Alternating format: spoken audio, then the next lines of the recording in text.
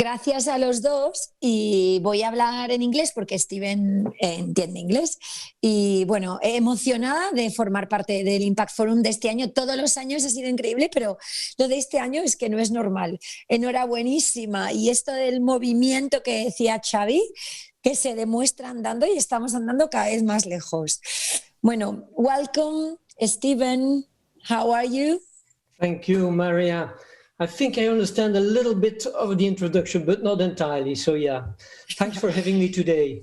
Okay, they say only good things about you and I, you know, that's it how it works. Thank you. Okay, so we have a tough topic today, and it is how corporates should revise their purpose. Should they do something else? So I want to ask you whether these companies that we are asking them for good products and environmentally friendly, and then for returns, and the shareholders are there all day, we should still ask them for anything else? Yeah, I think the day is about doing good while doing business, and can they take it on top of their daily operations and their profit purpose? My standard answer, but I'll explain a bit why I always provide this answer, is out of altruistic self-interest. So I think there is a genuine self-interest in pursuing also sustainability, environmental, social sustainability. And today, Maria, I would say we're still stuck too much into this mindset of either or. It's profit or sustainability. And I think more and more since 10, 15 years, we see that good examples how if you rethink wastewater, that's where it started, or you rethink packaging, or you rethink your footprint, you rethink circular economy, they can go hand in hand. And what is, I think, very promising is that more and more, if we go to the actual figures, the P&Ls of the companies that embrace sustainability, also the market value of those companies, what we see is that they truly go hand in hand. And let me make a quick reflection. We've gone through this before. If you go about 100 years back during the Industrial Revolution, what people tell me is at that time also big corporate leaders thought that they could only make profit while squeezing labor. Nowadays, this is unheard. We all accept that if you invest in your employees, in the end, it pays off and you run a better company. And now today we're confronted with new constraints, new socioeconomic constraints. We're having finite resources, climate is changing, social gaps are growing. So I think it's truly time to rethink our paradigm and not think about either or, but how to combine them. Okay, and how does it fit in a world where we are all asking for short-term results? The companies, the corporates are in the market every day showing how are they performing, and they have to be better and better, and growth is a must. How does it fit with a more long-term view, with a patient way of doing things in which you are building values for the company that are going to make this company stronger, but need time? So the systemic change you need will take longer, and then you have this market pushing you to, and tomorrow what? I think, Maria, you're highlighting one of the biggest challenges in getting there. If I talk to CEOs or senior managers, most of them start to see that sustainability and profit and company value go hand in hand. But the big question which is out there is the one you kind of raise is, yes, but very often in the short term, you have to be pragmatic and you have to take different decisions. So thinking long term is, I would say, the main challenge which is on our plate as becoming sustainable and financially also viable. Now, it's clear there are a couple of factors that should move alongside. It's clear that if you're a public company, your investors should move alongside. If they keep on asking short-term returns, it's pretty hard for companies to move. That's why family-owned businesses sometimes take a longer-term perspective and sometimes are even more sustainable than public companies. You can do certain things internally. You can think about the way you incentivize senior management. Some of the front-running companies do so. They reward their managers on the long term, not only on profit, but also on impact.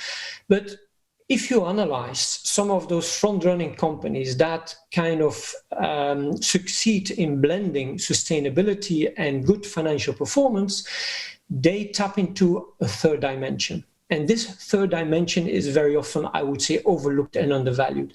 And it is how they build an ecosystem around their company. And when I say an ecosystem, they look, for example, in what can their corporate foundation do?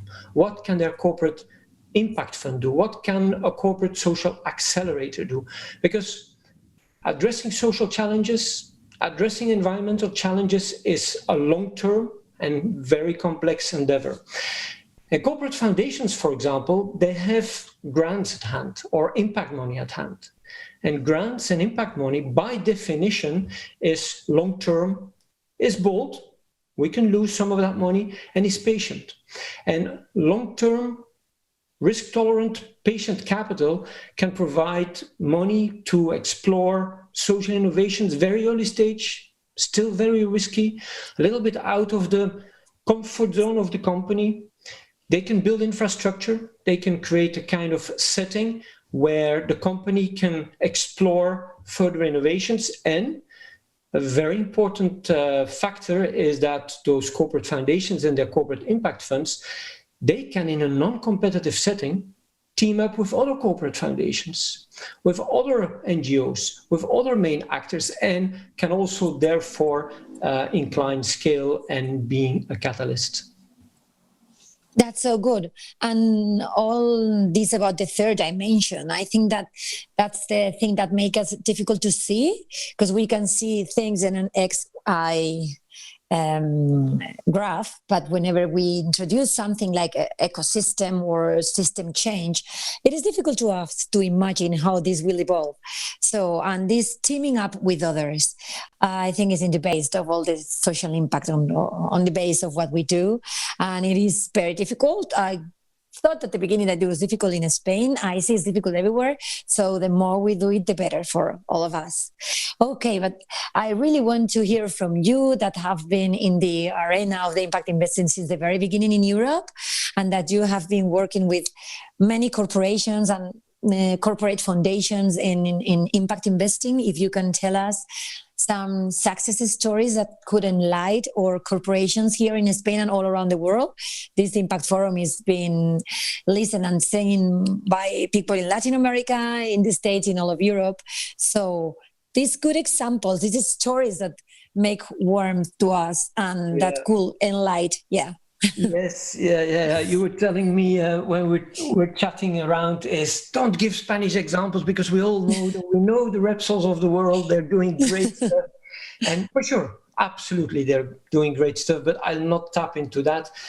A couple of examples I think are truly a kind of leitmotif and guiding a bit the way is on different fronts. If you see today, for example, how even controversial companies like Syngenta, other companies like Philips, they are teaming up with their foundation. The Philips Foundation in Africa is exploring how they can cope with innovations to support frontline healthcare workers in order to understand the beneficiaries, understand the ecosystem, so that later on Philips with their medical solutions can also much better address the issues at stake. Same Syngenta is even developing very specific seeds for small-scale farmers, which are pre-commercial. So you see that those kind of foundations tap into areas where the company is not ready to go, or sometimes even not accepted to go. In some other instances, you see that Erste Bank is one of the leading Australian banks. Once they wanted to go to Eastern Europe, they found out that the landscape, the setting was not very favorable. The financial literacy was not yet there. People did not understand how to deal with loans, how to deal with, let's say, other financial instruments. So they decided that a foundation would come in and provide financial literacy, so that later on their social business could come in, provide loans to social enterprises, and their social business didn't have a profit motive, just a break-even motive. And in third phase, the bank was coming in with their traditional instruments, but in a much more favorable setting. Let me share a last example. What I think that corporate social investors, because that's the name we apply for this group of corporate foundations and corporate impact funds and corporate social accelerators, those corporate social investors, there is a big advantage that they can reach out to their colleagues. CNA Foundation at that time, they were reaching out to Inditex, they were reaching out to H&M, they were reaching out to Puma, and they said, let's come together as foundations because we have to change this industry. We have to change the paradigm in this industry. We have to make sure that with circularity in what we do, in all the clothing we produce, we have to make sure there's going to be organic cotton and so on and so forth.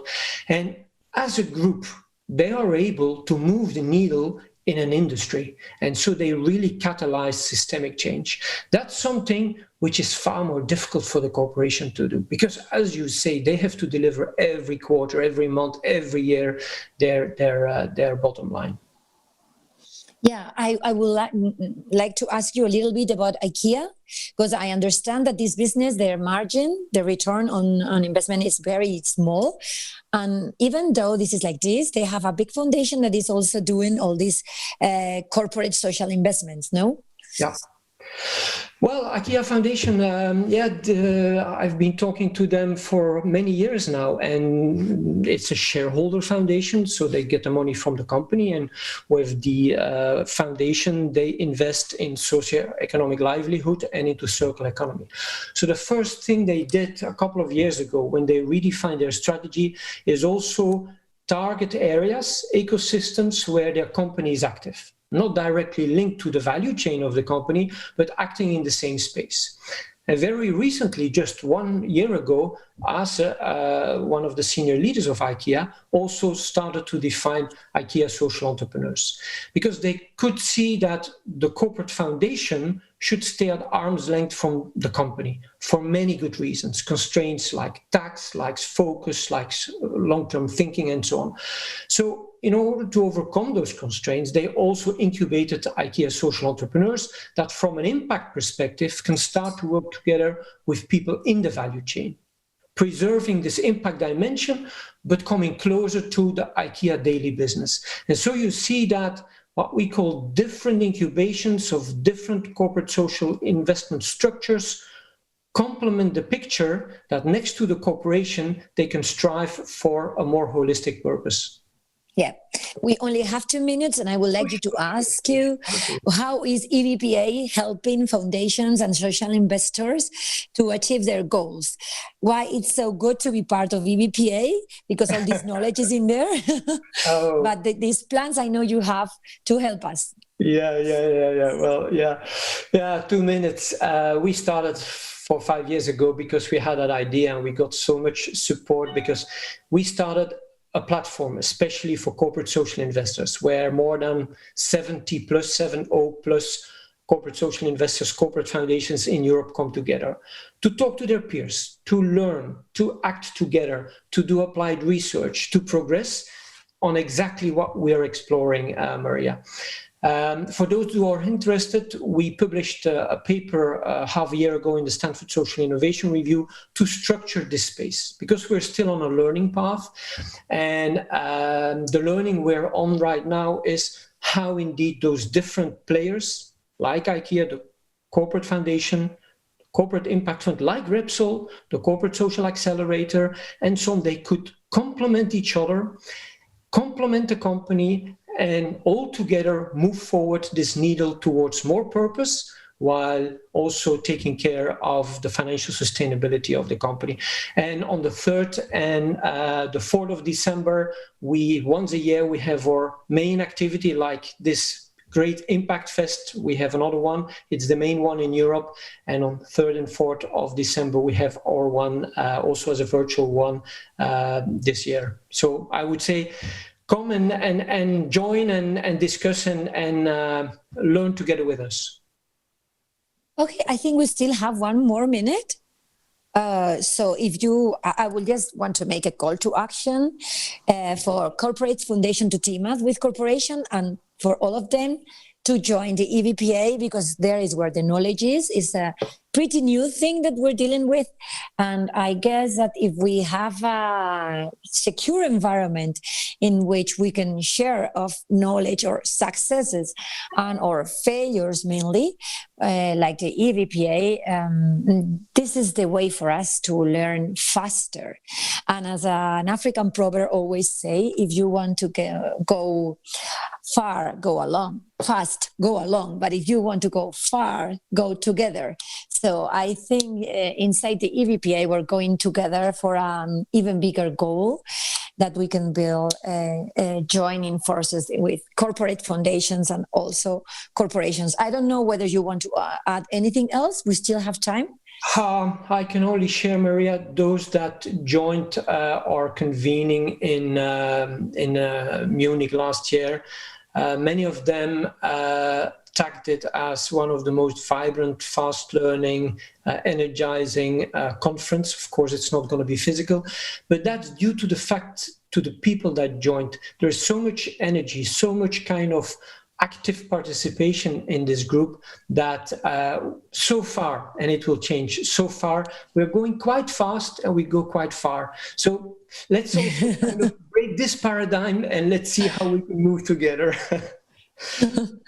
Okay, I don't know whether we could just share on the chat the link to the corporate, the stand for review document.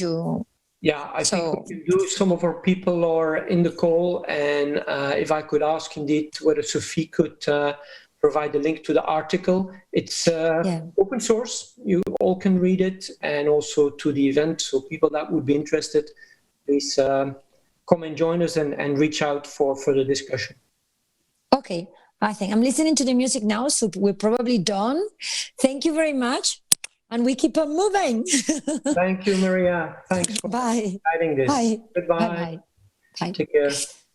You too.